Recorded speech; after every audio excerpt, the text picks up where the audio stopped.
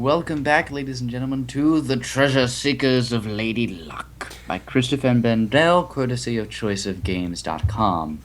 So when we last left off, we were about to follow Borean into the engine room. I am Doordox, of course, joined by my great friend Q. Hello. So, we followed Borean into Otherwise the engine known room. for clarity, I am also Alfanzo.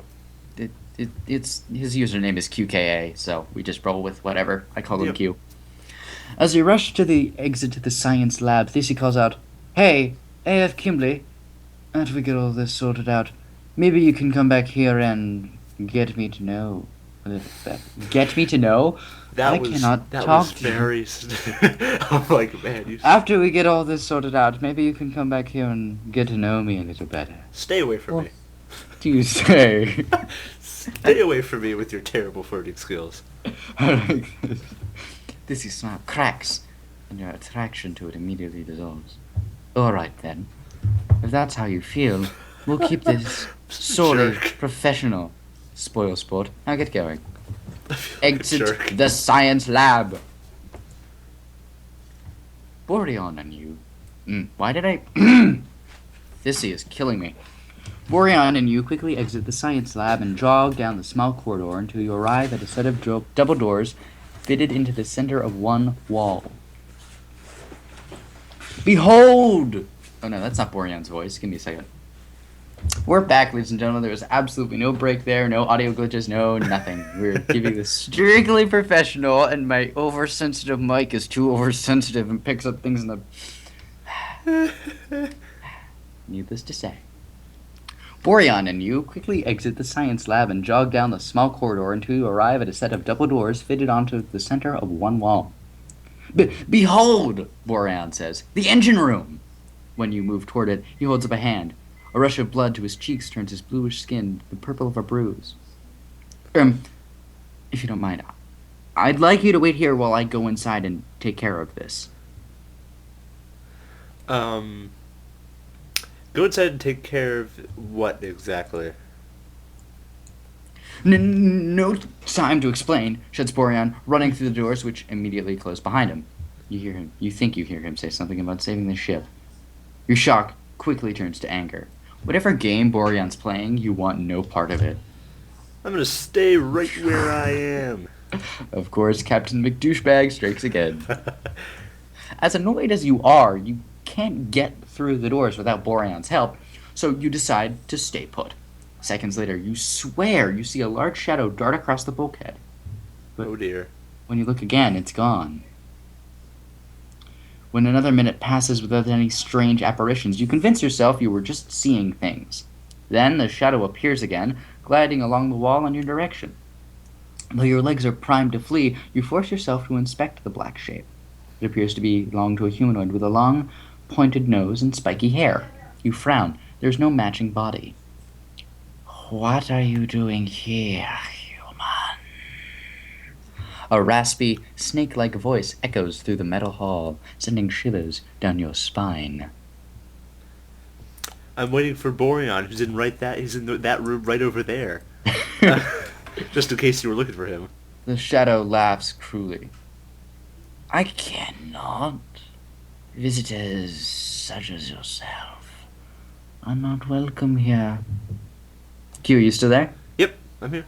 Alright, I thought I dropped my call for a second. Okay. The shadow laughs. I cannot. Visitors such as yourself are not welcome here. And who are you to make such a statement? Why should I listen to you, anonymous shadow? Yes, that one, yeah, that one. The shadow leaps upright. Surely you know who I am, it demands, appalled. I am none other than Krask the Great of the mighty shadow fiends, of course. Like how he gained a bunch of confidence, then lost all of it. In his voice. Do you truly not know that the entire galaxy fears us, and with good reason? Apparently not. It pauses. Consider this your warning, human. Should you cross me again, you will regret it. You shudder, disturbed, and the shadow rushes away, leaving you alone again. Soon, Borean returns from the engine room, a triumphant smile stretching his skin over the bones. I just spoke with Thissy, he says. We've passed through the web, safe and sound. Crisis averted. Then he catches sight of your expression. A.F. Kimberly, what is it? Yes. Tell Borean about Kraska. Oh, says Borean, his face purpling with worry. So you saw him. I kinda like him now. Borean's Did you eyes actually widen. say no? Oh, crap. Oh well, whatever. So that was your decision. Borean's eyes widen. Really? He scares me. The crew doesn't even know why the captain let him on board. We're told it's because we needed another scout on the missions. But anyway, his face brightens.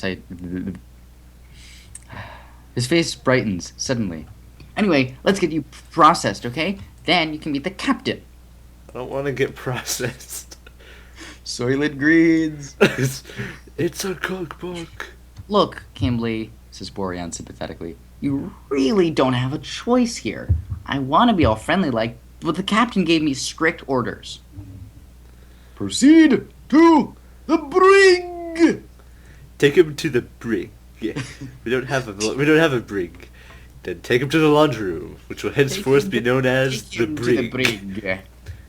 You don't have a brig. Take Then him to the laundry brig. room. Yes. This is my Captain Spanigan. Oh my god. Hello? You there? I'm here. Borean leads you farther down the hall towards the brig. A minute later, a new member of the crew appears in the opposite direction. He is bird-like, yet stands on two legs, a human-eagle hybrid with massive golden wings. Whew. Hmm. Don't most birds already stand on two legs? Oh, his name is Shilu and Toby... Okay. Toby Yisha Shilu, says Borean as the two of you approach the stranger. This must be some kind of formal greeting, you think. What should his voice be? He's a bird. Oh, he's got a deep emotionless voice.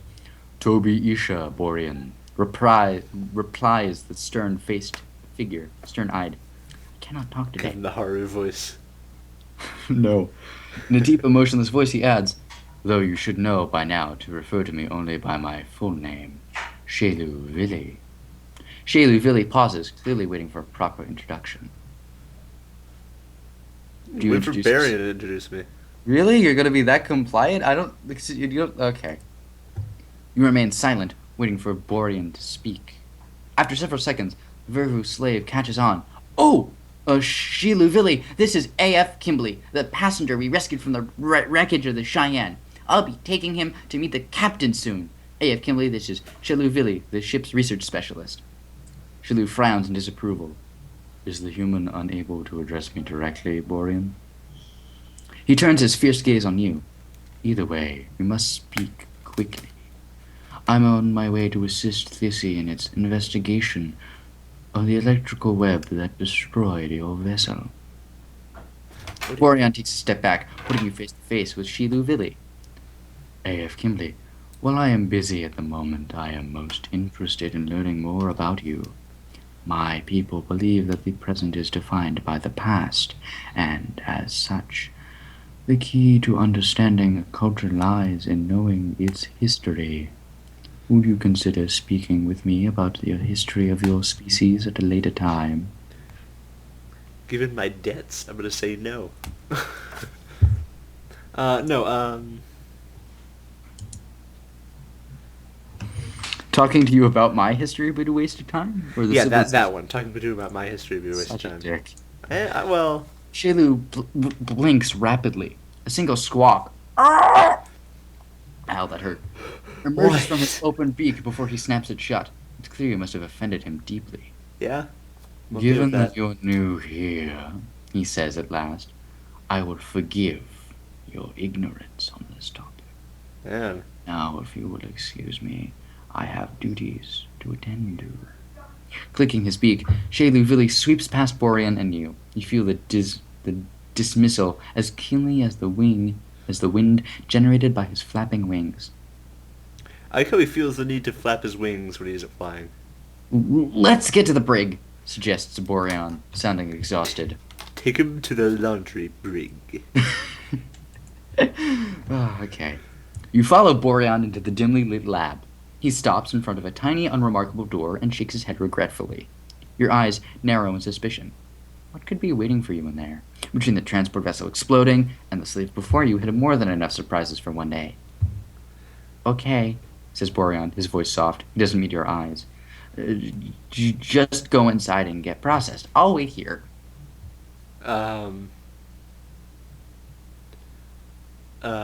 won't be processed by you nor anyone else. An electrical current jolts through you, making your muscles spasm painfully. You grab for a slave collar fastened around your neck and try to wrench it off. In response, the collar sends another jolt of electricity through your body and you fall on the ground in a fit. Man. I'm really sorry, A.F. Kimbley, says Boreon. But you have to go inside. Captain's orders, he says, hoping you can hear him over the chattering of your teeth. When the spasming stops, he helps you up. After you've had a moment to catch your breath, and a small mercy, you suppose, he pushes you toward the waiting door. Okay. Why? Why, I ask, cringing from the ground. Why? Boreon shudders. Our chief weapon officer, Ralix, Nixon through and through. They have terrible tempers. His fingers brush his slave collar and his voice falters. And Ralix is the one who controls this. Your slave collar. Good, I can handle it on my own. That's the spirit, says Boreon, grinning in relief. He motions hesitantly at the door. Go on. You want to cry out, to punch him, to do anything but walk into that room. Yep. Until you know what you're up against. There's no other option. You vow to yourself you will find a way out of this collar. You are slave to no one. No one! Are you entertained? I don't know where that came from, but alright. I don't know. It felt like something. I don't know. I was channeling my inner Russell Crowe, and it just sort of came out. You enter the brig alone. The interior of the brig is as cramped and dismal as Boreon's quarters. The bulk of the brig consists of 2 small cells, each outfitted with a barren bunk and a rusted toilet, a stained sink. Oh, and a stained sink. A large insectoid creature rests at the desk in front of the cells, its eyes closed. You stare at the figure, which could easily be a praying mantis from Earth, if somebody had magnified one 1,000 times. Nothing openly marks it as either male or female, but the creature looks like it could bite off your head without breaking a sweat. You wipe your sweaty palms on your clothes. You'll have to tread carefully here, you think. The creature doesn't move as you approach. You wonder if it even knows you're there. Remain silent. Okay. Such a dick. Such a dick. I know. Hang on, wait. I gotta figure out. Like, he's a thing, right? He's an insect. Yes. Oh, I'm gonna kill my voice doing this. Oh god, that's Gollum. Nope. Nope. I'm not doing that. I know you're there, human. Announces the creature. Its gravelly words start. Oh, it's gravelly. God damn it. Stop making me make choices before I read the rest of it, Dan. Shut up, Dan. I know Quiet, Haru. Fuck it. I know you're there, human. Announces the creature. Its gravelly words startling you. Its lids pop open to reveal bulbous yellow eyes. I am Ralix, the ship's tactical officer. You've come for processing, I assume. Sorry. Those are my insect noises. Fat shit. Yeah, I think you know which one I'm gonna choose. Fat chance I'm nobody's slave. Ralix chuckles loudly. The collar around your neck tells me otherwise. Alright, insect guy. I see how Your it is. face flushes with humiliation. Damn that collar! Make no mistake, human, you may be the captain's guest for the moment, but make one mistake, just one, and you're mine. Yeah, right. It comes around to the desk and points to the floor. Step on this scale. When you grudgingly comply, it mutters to itself and things like human and ungainly. Ralix turns to its computer console, tapping several keys. It's clear the creature inputting your information into a database. As it types, Rolix's mouth turns up into a dangerous smile. Tell me, do you worship the great hive and serve its queen? Nope. No. Frowning, Ralix gestures to you with its spiked foreleg. Then you are one of the damned, it declares. I agree. So you do not I agree believe. being on this ship. At least you would bow before the queen in all her glory if you wish her to appear before you. What do you say?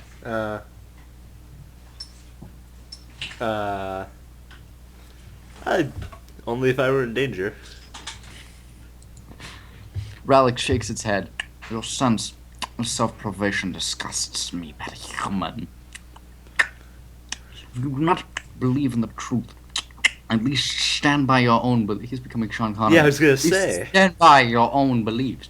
The great hive can see through your fear and reject you for it. I like this cast we're developing. So we've got a stuttering, really happy guy. We got Zach Brannigan as the captain. Zap Brannigan is the captain. A guy who talks entirely in a whisper.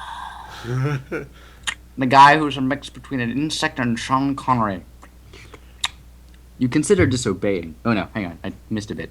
Ralix taps a button on the computer, and a bright blue laser suddenly shines down upon you. Stand still, human, while I conduct a scan. You consider disobeying, but after one look at Ralix's spiked forelegs, you fall still. A moment later, the scan completes, and Ralix resumes his interrogation. If you will not bow before the queen, would you at least claim to respect my people's beliefs even as they differ from your own? Your religion's a disgrace. No. I was about to say he's gonna kill you. I know.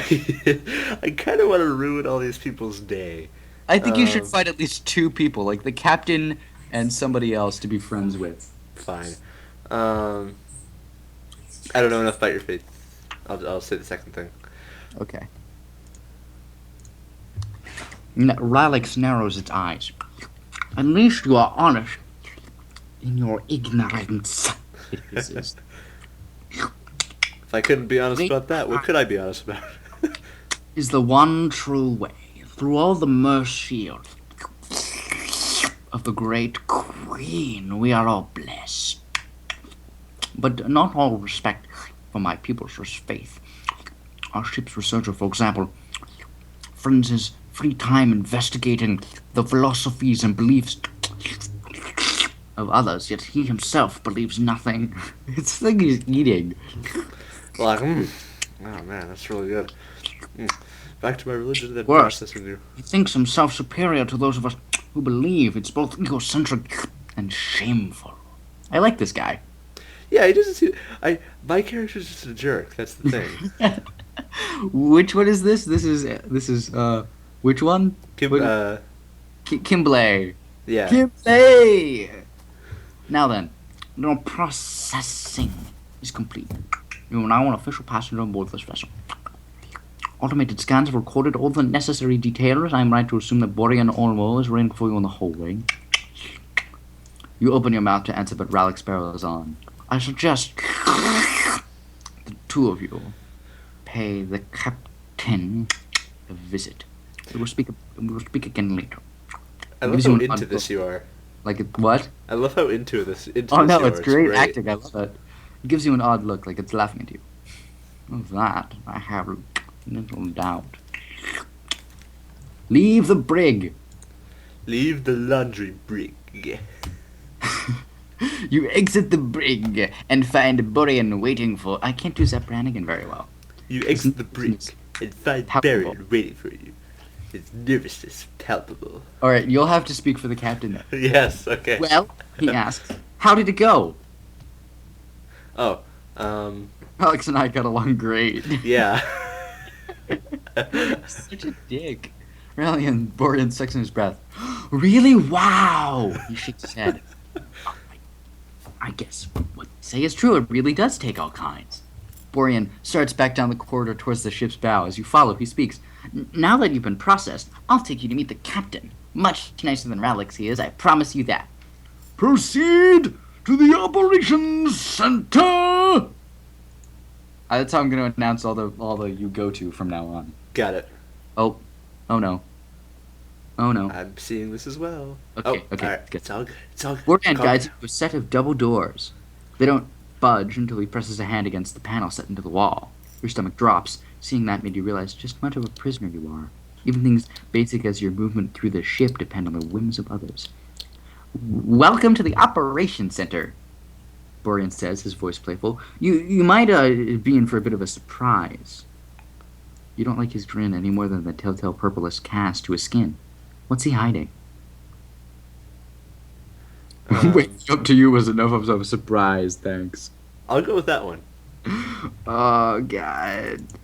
Can we have not all of them be assholes? Not all my decisions or all the people. No, like all the people. No, they won't all be. Okay, good. Let's They're just have them Just more this- as it goes on. Yeah. Oh, but you'll like this, replies Borean, turning to beam at you. Ow, sorry, choked. I promise. Follow Borean into ops. Holding your breath, you follow Borean into the operations center. Your eyes light on the sleek screen presiding over the front of the room, displaying the beautiful view of space, probably the sector that the Lady Luck currently occupies. Relief washes over you. There's no electrical web in sight. Feeling a bit safer, you glance around the chamber. Though smaller than the bridge of the destroyed Cheyenne, it's still an expansive space, and a state-of-the-art computer panel line the wall. Curious, you take a closer look and realize they're divided by function. Helm control, science, engineering, tactical, and operations. Borean points to a chair nearly hidden behind the helm console. Well, you reason whoever's in charge must be the pilot. Bursting with questions, you hurry over only to discover that the person sitting in the chair is you. Dun, Borean dun. Bum, bum, bum! Borean bounces with delight. See, I told you it'd be a surprise.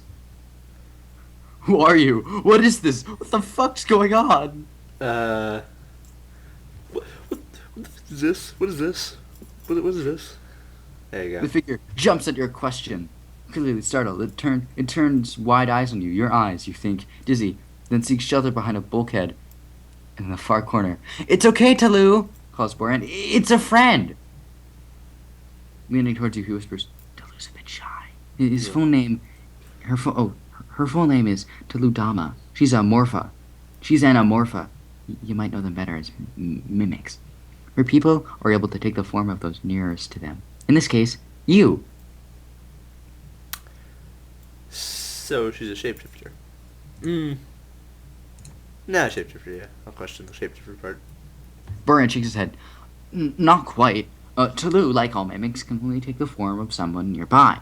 No one, not even an amorpha themselves, know what they really look like. Isn't that cool? That's actually pretty cool. Talou, But how do they start out, though? Head, curiously mixing with fear on her face. Curiosity mixing with fear on her face. Your face. You must look just like that right now. The thought makes you even dizzier, and you grip the chair she just vacated. She can't speak, explains Borean. Not to mention, strangers make her nervous. Don't take it personally. Can't speak, eh? She's so far my favorite person on the ship. Oh my god! So do you smile at her kindly? Do you laugh at her shyness, or do you ignore her? You should... No, since even my niceness is motivated by me just being a jerk, I'm gonna smile at them. Okay. Talou's, or rather, your eyes light up, and she slowly inches forward. I think she likes you, whispers Borean. Borean takes a few steps backward. Anyway, the captain's office is right behind this door. See you later, Talou! He waves to the amorpha, who's still hidden behind the bulkhead, and leads you to a nondescript door. Even with your stomach jangling with nerves, you can't help but wonder who Talou will mimic next. Enter the captain's office. Borean's touch opens the door, and you both enter the office. Inside, a man glances up from the desk. He stands, his posture ramrod straight, and flashes you a friendly smile. Are you ready, Q? Yep. Do it. Greetings. He says. I am Captain Zap Brannigan now, and you must be our new guest. Allow me to officially welcome you aboard the Lady Luck. The first thing you notice about Wait, Captain wait, Isan... what was their ship's name? I don't remember. Hold on. The first thing you notice about Captain Isan is his height. Oh, Isan. This is not Skyrim. Isan. Yeah, I know, I was about to say. I just Tall did and the dog lean, he resembles a human albino. Unusual bones along his forehead ridge, however, tell you otherwise. Sporting long white hair and a black robe, Isan looks to be in his 40s, but his heir belongs to someone much older and experienced. The welcoming expression sorry. puts you at ease. Oh, wait, I could be an old man. I'm sorry to hear about the destruction of the Cheyenne. No, the I'm- captain continues. I'm But they told me sorry that to hear about the most destruction of the Mexico Cheyenne. We're fighting Let's over let the the right... comments decide. Should it be Zap Braddock or an old man? Okay. For what they say about the nasty electrical web, it's a miracle we survived. Please, leave us now, Borean. If Kimley and I have much to discuss. Borean bows reverently and makes his exit. You're glad to see his twitchy face go. Just how chatty can one person be? Minutes pass. Captain Isan cocks his head. Flushing, you realize he's waiting for you to speak. I think... Do you want to be nice to the one guy who seems to be nice? They all seem to be kinda nice. No, yeah, but one wants to bang you, one wants to, like, probe your mind, one wants you to convert to his religion, one of them won't shut That's up, right, one of them does. stole your face. Right. I was nice to the one who stole my face. What if we're only nice to the captain and the one who stole your face? You wanted me to be nice to the captain earlier, so I guess I'll say that. Take me home right now. Take me home once. You want me to say that? Yeah. Alright. Captain Eastern frowns. I'm afraid I can't do that, Kimberly. You see, we're far from Earth and hurtling farther every minute. You can't expect me to endure our current mission and inconvenience the entire crew just for your safe home. Can you? Furious, you don't reply, and Isan's expression becomes gentler, kindler. I might be able to do you one better, though. See, I ran a background check while you were still unconscious in the crash. Thanks to the scans relics took while fitting you for that collar. From what I've read, it looks like you got a bit of a problem. Those debts your father left you with, I'd say you're in a pretty bad spot. Luckily for you, now you've met me. Do you know what it is we do here on this ship, A.F. Kimley? No. You're an asshole, but you're an honest asshole. For the most part. That's true. That is generally my thing. What treasure seeker is A.F. Kimley? Oh, wait, what if he's Christopher Walken? What treasure seeker is A.F. Kimley? No. We're gonna use him later. Oh, we're gonna use it later, okay. Maybe not this one. Deal But with items in need of homes and auction them off to interested parties. So how does that line of work sit with you? Sounds fun. sounds fun to me. Sounds illegal. No, but you're a asshole. that's Why would true. that matter? Yeah, but I don't know that I would find anything fun. Yeah, that seems like the best. Sounds addition fun? to this. Yeah. Isan chuckles. You're darn right it is. What do you make of the crew? Oh, wait, what if he's Yosemite Sam? Oh my god. You're Is- damn right it is. And what do you make of the stinking rabbit? I mean the crew. Please comment which voice you prefer. Please, because otherwise we're just gonna keep changing. What if that They're just an what if his interesting voice always bunch. changes? They're an interesting bunch. They're insane. They're an interesting bunch. Isan gives you a knowing smile, and you can tell he sees right through you. They certainly are, he remarks. I'm just gonna read him as a normal person for now. No, I'll do we'll switch off Brannigan and Old Man. Okay. I'll bet it was overwhelming for you, meeting so many people in such a short open time span. Oh, it wasn't that hard? Or Yeah, I'll go with that one. It wasn't. Oh, it wasn't that hard. Yeah. Says Eastron, eyeing you. You swallow nervously. Well, let's have a little fun, shall we? See how well you get to know everyone. Which crew member worships the Great Hive? Alright, I'm doing Brannigan for the next one. That's Ralix, by the way. You don't have to tell me that, Ralix. I'm gonna help you cheat through this. Ralix. You Your heart sinks as the captain bites back a grin. Next question.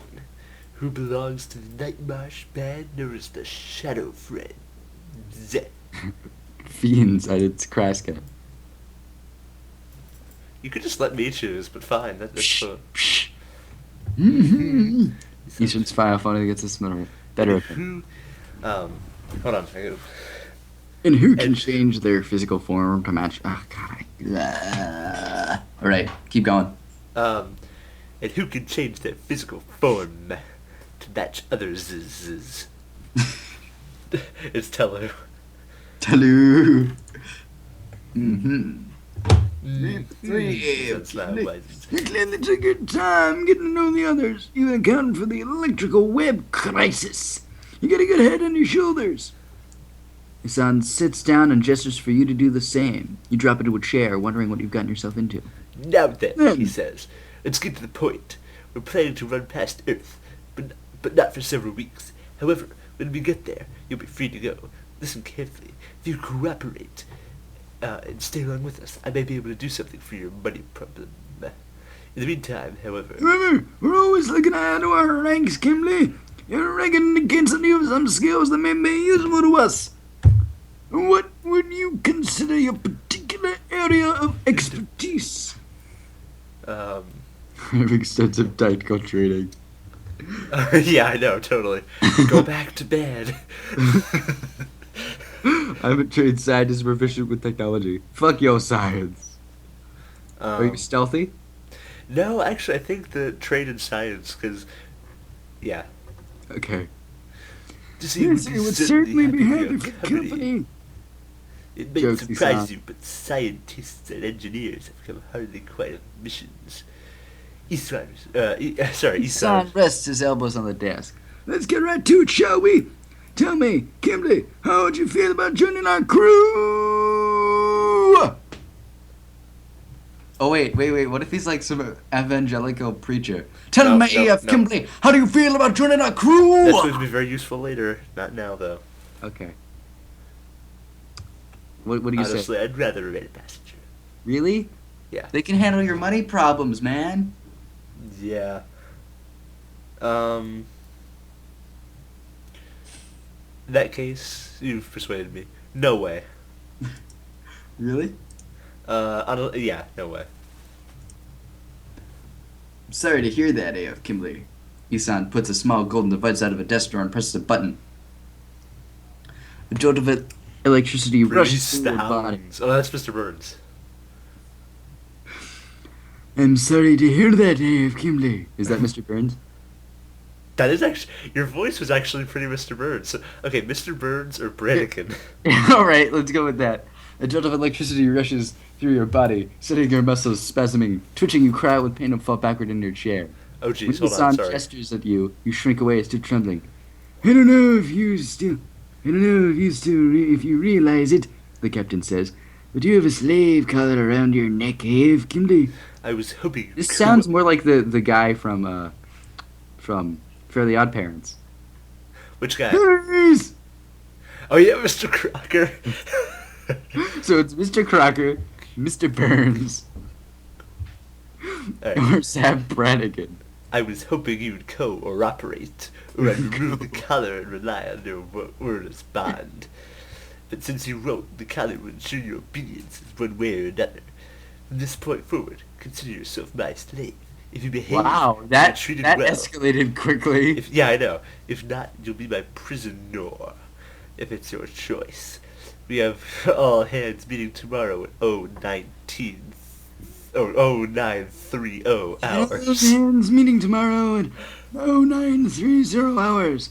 You will be there. You will also assist us on our visit to Tuscan. Borean will see to your accommodations. Release the hounds. Now, get out of my sight before I release the hounds. What are you going to do? Release the dogs? Or the bees? Or the dogs with bees in their mouths? They bark, they spit bees at you? Alright, I think we're going to end it there. On the cliffhanger. Oh snap, we're slaves now. So, once again, this has been episode 2 of The Treasure Seekers of Lady Luck by Christopher Vendel. We only have one chapter after this before we have to buy it, and we've yet to hear back from Twisted Gaming to see I sent the email like 30 seconds ago. For like 30 seconds ago. We're Or like recording. 30 seconds like before we recorded. So So, as always, leave a like if you enjoyed. we're still gonna wait for their Go on, permission which to. voice you'd like Isan to use. Yeah. Is that Bredigan? Mr. Burns. Or there he is! I'm Doordox. And I am Alfanzo, and we will see you next time. Bye. Bye. Go have some guacamole.